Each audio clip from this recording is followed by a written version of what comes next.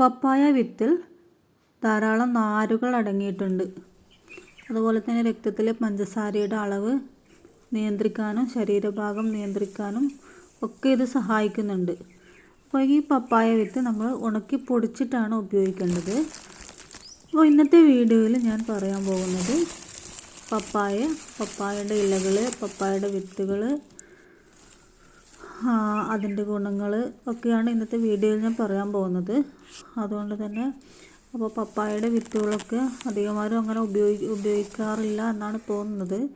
അപ്പോൾ പപ്പായ വിത്തുകൾക്ക് വളരെയേറെ ഗുണങ്ങളുണ്ട്. പക്ഷേങ്കിൽ ഈ ഒരു വിത്തുകൾ നമ്മൾ ഉപയോഗിക്കുമ്പോൾ ശ്രദ്ധിക്കേണ്ട കാര്യം, മറ്റ് മരുന്നുകളൊക്കെ കഴിക്കുന്നവരുണ്ടെങ്കിൽ അപ്പോൾ ആ മരുന്നും പപ്പായ വിത്തും തമ്മിൽ സമ്പർക്കത്തിൽ വരുമ്പോൾ ശരീരത്തിന് ദോഷകരമായിട്ട് ബാധിക്കാനുണ്ട്. അതുകൊണ്ട് തന്നെ ഇത് കഴിക്കുമ്പോൾ ഡോക്ടറുടെ നിർദ്ദേശപ്രകാരം അല്ലെങ്കിൽ വൈദ്യ നിർദ്ദേശപ്രകാരം മാത്രം കഴിക്കുക. അപ്പോൾ ഒരുപാട് ഗുണങ്ങളുണ്ട് എന്ന് കരുതി നമുക്ക് തോന്നിയതുപോലെ കഴിക്കാൻ പാടില്ല എന്നർത്ഥം. അപ്പം ഞാനിന്ന് കുറച്ച് ഗുണങ്ങളാണ് പറയാൻ പോകുന്നത്. അപ്പോൾ പപ്പായയുടെ ഗുണങ്ങൾ അറിയാത്തവർ വിരളമായിരിക്കും. അതുകൊണ്ട് തന്നെ ആദ്യം പപ്പായയുടെ വിത്തിനെ പറ്റി കുറച്ച് കാര്യങ്ങൾ പറയാം. കൂടുതൽ കാര്യങ്ങൾ ഞാൻ പറയുന്നില്ല, കുറച്ച് മാത്രമേ പറയുന്നുള്ളൂ.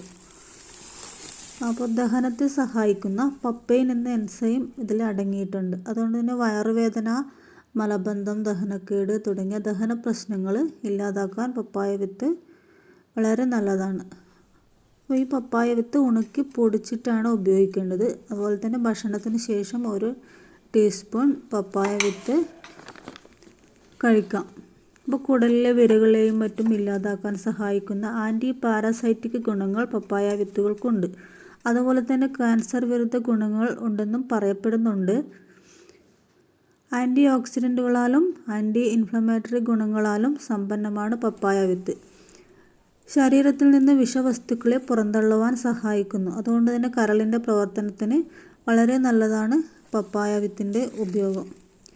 അതുപോലെ LDL കൊളസ്ട്രോളിൻ്റെ അളവ് കുറക്കാൻ സഹായിക്കുകയും ഹൃദയ സംബന്ധമായ അസുഖങ്ങൾ തടയുകയും ചെയ്യുന്നുണ്ട്. അതുപോലെ നിരവധി ആരോഗ്യ ഗുണങ്ങൾ പപ്പായ വിത്തുകൾക്കുണ്ട്. അതുപോലെ തന്നെ അത് ഉപയോഗിക്കുമ്പോൾ ശ്രദ്ധിച്ചില്ലെങ്കിൽ അതുവഴി നമ്മുടെ ആരോഗ്യത്തിന് ദോഷകരമായി ബാധിക്കാനും സാധ്യതയുണ്ട്. അപ്പോൾ വിത്തുകളെപ്പോലെ തന്നെ ഗുണപ്രദമാണ് ഇതിൻ്റെ ഇലകൾ. ദഹന പ്രശ്നങ്ങൾ, ചർമ്മ പ്രശ്നങ്ങൾ, പലവിധ പനികൾ തുടങ്ങിയവയുടെ പ്രതിവിധിയായി പപ്പായയുടെ ഇലസത്ത് ഉപയോഗിക്കുന്നുണ്ട്. പൊതുവെ എല്ലാവർക്കും അറിയാവുന്ന കാര്യമാണ് പപ്പായയുടെ ഇലയുടെ സത്ത് അല്ലെങ്കിൽ നീര്, അല്ലെങ്കിൽ അത് ജ്യൂസ് ആക്കിയിട്ട് നമ്മൾ ഡെങ്കിപ്പനിയൊക്കെ വരുമ്പോൾ പ്ലേറ്റ്ലെറ്റ് കൗണ്ട് കൂടാൻ ഉപയോഗിക്കാറുണ്ട്. അത് പൊതുവെ ഡെങ്കിപ്പനി സീസണുകളിൽ പപ്പായയുടെ ഇല അന്വേഷിച്ച ആൾക്കാർ പരക്കം പായാറുണ്ട്.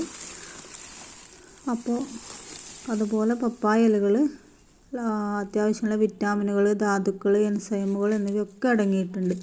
ആൻറ്റി ഓക്സിഡൻറ്റുകളും ധാരാളം അടങ്ങിയിട്ടുണ്ട്.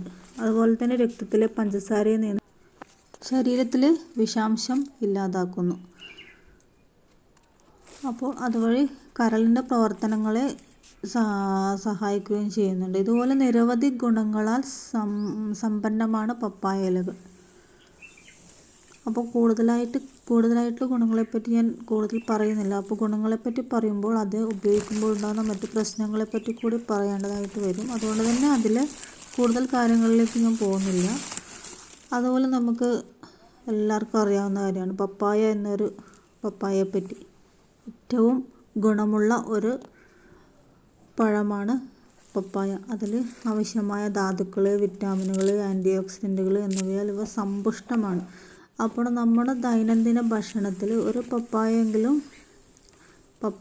ഒന്നല്ല, ഒരു കഷ്ണം, 1-2 കഷ്ണം പപ്പായെങ്കിലും നിത്യേന ശീലമാക്കിയാൽ അത് നമ്മുടെ ആരോഗ്യത്തിന് വളരെ നല്ലതാണ്. ഇത്രയും കാര്യങ്ങളാണ് ഇന്ന് ഞാൻ